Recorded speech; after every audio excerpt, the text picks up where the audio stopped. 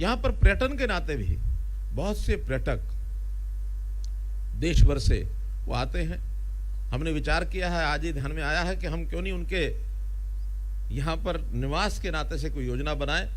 पिछले दिनों में टिक्करताल का जो एक पर्यटन केंद्र इस प्रकार का जो बनाने की बात आई थी, वहां पर हमने एक होम स्टे पॉलिसी की चर्चा की। वो होम स्टे पॉलिसी बन गई है।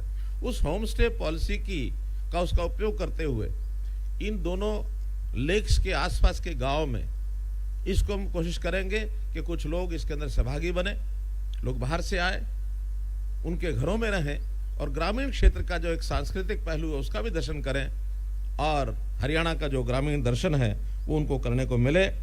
आज हमारे लिए, जैसा मैंने कहा, एक संकल्प का दिन है कि हम संकल्प करें कि प्रकृति के साथ छेड़छाड़ नहीं करेंगे।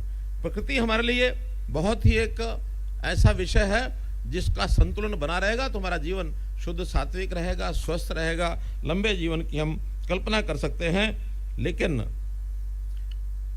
इस पर चिंता थोड़ी करने की आवश्यकता है। इधर लोगों का ध्यान नहीं है।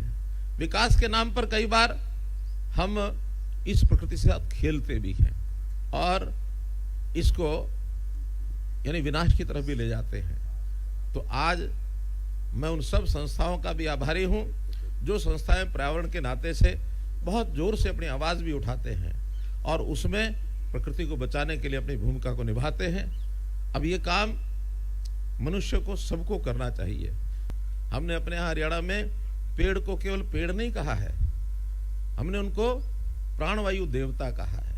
और इस वर्ष जब ये ऑक्सीजन का संकट हमने देखा कोविड के दिनों में, तो ऑक्सीजन को किस प्रकार से मात्रा बढ़ाई जाए, वनों का प्रसार किया जाए, वन लगाया जाए। और हमने यहां तक भी किया कि इस वर्ष के लगने वाले वन, उनका नाम भी ऑक्सी वन रखा है कि जो वन लगेंगे उनका नाम ही ऑक्सी वन होगा।